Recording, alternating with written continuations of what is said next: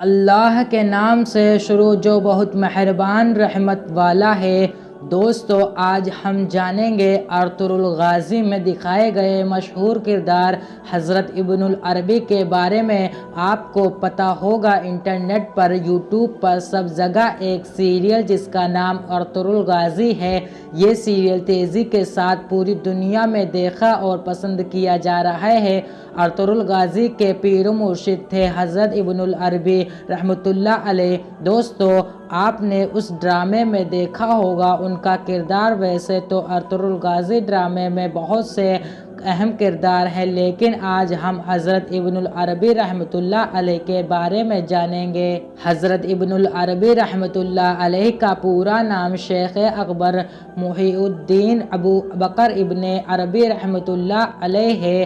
آپ کی پیدائش 560 ہجری 17 رمضان پیر کے دن اسپین کے ایک شہر جس کا نام مرسیا تھا وہاں پر ہوئی۔ جب آپ 8 سال کے ہوئے تو علم حاصل کرنے کے لیے آپ کو اشبیلیہ بھیجا گیا، جہاں آپ نے حدیث شریف اور دینی تعلیم حاصل کی۔ حضرت ابن عربی کا اصلی نام محمد تھا۔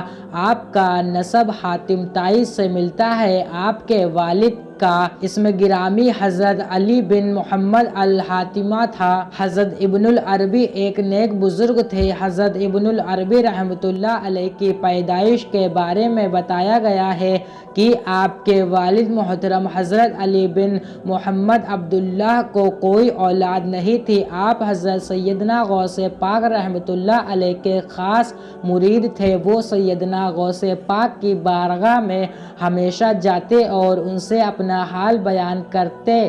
ایک دن حضرت علی بن محمد عبداللہ نے حضور غوث پاک رحمۃ اللہ علیہ سے عرض کیا کہ حضور، آپ دعا کر دیجئے کہ اللہ مجھے ایک اولاد عطا کر دے۔ حضور سیدنا غوث پاک رحمۃ اللہ علیہ نے فرمایا، اے عبداللہ، تمہارے نصیب میں اولاد نہیں ہے، تم اگر چاہو تو میری اولاد جو میرے سلب میں ہے اسے لے سکتے ہو۔ اس کے بعد حضرت سیدنا غوث پاک رحمۃ اللہ علیہ نے حضرت ابن العربی کے والد کے پشت سے اپنی پشت مبارک کو لگا کر انہیں اپنے خاص انعام سے نوازا، اور اس کے 1 سال بعد حضرت ابن العربی رحمۃ اللہ علیہ کی پیدائش ہوئی۔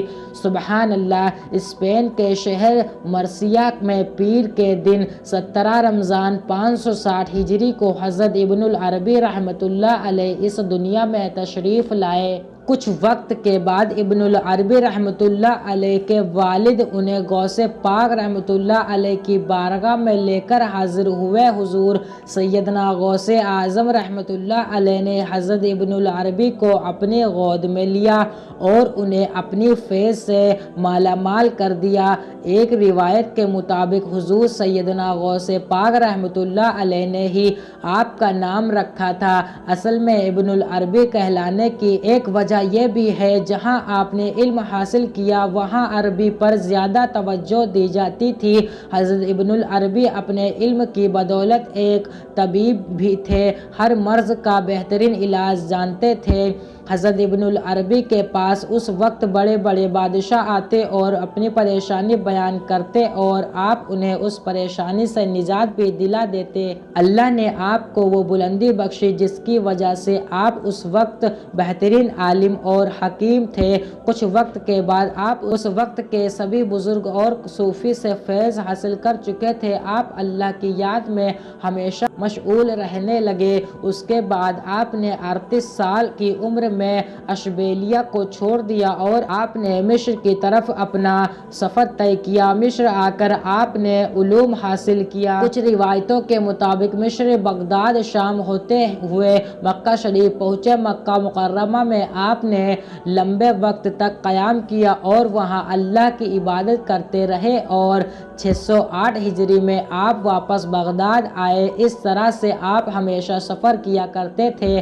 آپ سفر میں جہاں جاتے وہاں لوگوں کو نیکی کی راہ پر چلنے کی نصیحت کرتے اور انہیں صحیح راستہ دکھاتے۔ آپ کے پاس بڑی تعداد میں لوگ تعلیم حاصل کرنے آتے۔ حضرت ابن العربی خوش اخلاق بزرگ تھے۔ آپ کے پاس اس اس وقت بڑے بڑے صوفی اور اولیاء ادب اور علم حاصل کرنے آتے تھے۔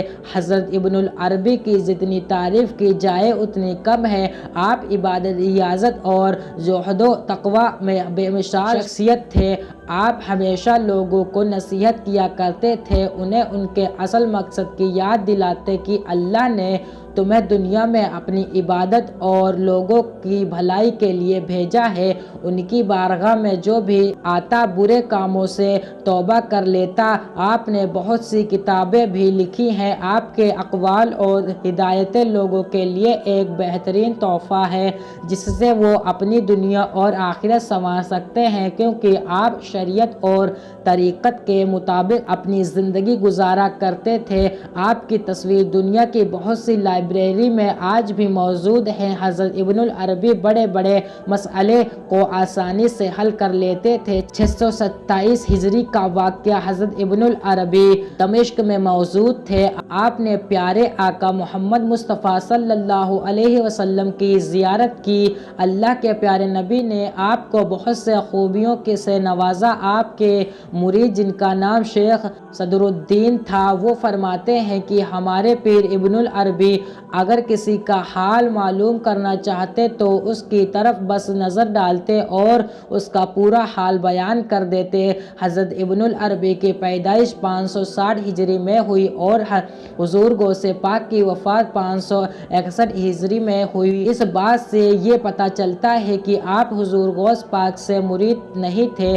آپ کا سلسلہ نسب دو طرف سے ہے، حضور غوث پاک رحمۃ اللہ علیہ سے اور دوسرا حضرت سیدنا عبد الفتح محمد قاسم رحمۃ اللہ علیہ سے ملتا ہے۔ اس کے علاوہ سب سے دلچسپ بات یہ ہے کہ حضرت ابن العربی کو خرقہ حضرت خضر علیہ السلام سے بھی پہنچا۔ اس کی کئی روایتیں ملتی ہیں اور کئی ملاقات آپ کی خضر علیہ السلام سے ہوئی۔ پہلا خرقہ آپ کو 601 ہجری میں حضرت ابو الحسن بن عبداللہ رحمۃ اللہ علیہ کے دست مبارک سے حاصل ہوا۔ حضرت ابو الحسن رحمۃ اللہ علیہ کو یہ خرقہ جس طرح پہنایا گیا تھا، آپ نے اسی طرح سے حضرت ابن العربی کو یہ خرقہ مبارک عطا کر دیا، اور دوسرا خرقہ آپ کو حضرت شیخ تقی الدین رحمۃ اللہ علیہ سے حاصل ہوا اور انہیں یہ خرقہ حضرت خضر علیہ السلام نے عطا کیا تھا۔ تیسری اور سب سے اہم وجہ یہ ہے کہ آپ پہلے خرقے کے قائل نہیں تھے، لیکن جب آپ نے حضرت خضر علیہ السلام کو مکہ شریف میں درویشوں کی خرقوں پوشی کرتے دیکھا، اسی وقت حضرت خضر علیہ السلام نے اپنے مبارک ہاتھوں سے پھر خرقہ عطا فرمایا۔ اس کے بعد حضرت ابن العربی رحمۃ اللہ علیہ نے اپنے مریدوں اور خلفاء حضرات کو خرقہ شریف عطا کرنا شروع کر دیا۔ اس کے علاوہ اور کئی روایتیں اور واقعات ہیں جن میں آپ کی اور حضرت خضر علیہ السلام کی ملاقات ثابت ہوتی ہے۔ حضرت ابن العربی رحمۃ اللہ علیہ کے بارے میں یہ بتانا ضروری ہے، حضرت ابن عربی خوابوں کی اہمیت پر زیادہ توجہ دیتے تھے۔ آپ کے خواب بھی عام لوگوں کی طرح نہیں ہوتے تھے جس میں صرف دنیا کی محبت ہو، بلکہ آپ کے خواب اللہ اور اس کے رسول کی یاد میں ہوتے تھے۔ حضرت ابن العربی رحمۃ اللہ علیہ اپنے خواب میں دنیاوی حالات بھی معلوم کر لیا کرتے تھے کہ جس کی مدد سے آپ لوگوں کی پریشانیوں کو دور کر دیتے تھے۔ سبحان اللہ، حضرت ابن عربی نے سب سے اچھا خواب یہ بتایا جس میں اللہ کے پیارے نبی نے آپ کو کتاب لکھنے کی اجازت دی۔ ایک بار حضرت ابن العربی کی حضرت صحاب الدین سہروردی رحمۃ اللہ علیہ سے ملاقات ہوئی۔ دونوں حضرات نے ایک دوسرے کو دیکھا لیکن کچھ باتیں نہیں کی۔ اس ملاقات کے بارے میں کسی نے حضرت ابن العربی سے پوچھا کہ حضرت صحاب الدین سہروردی کے بارے میں آپ کیا رائے رکھتے ہیں؟ حضرت ابن العربی نے کہا، صحاب الدین سہروردی ایسے بزرگ ہیں جو سر سے پاؤں تک سنت نبوی پہ مشغول ہیں۔ کسی نے شیخ صحاب الدین سے ابن العربی رحمۃ اللہ علیہ کے بارے میں پوچھا تو انہوں نے جواب دیا کہ ابن العربی حقیقت کے سمندر ہیں۔ حضرت ابن العربی رحمۃ اللہ علیہ کو اللہ کے پیارے نبی صلی اللہ علیہ وسلم سے بے حد محبت تھی۔ آپ فرماتے ہیں، ایسی کوئی حدیث نہیں بچی جس کے بارے میں میں نے اللہ کے نبی کی بارگاہ میں حاضر ہو کر نہ پوچھی ہو۔ سبحان اللہ، اس بات سے اندازہ لگا سکتے ہیں کہ حضرت ابن العربی کا کتنا بلند مقام اور مرتبہ تھا۔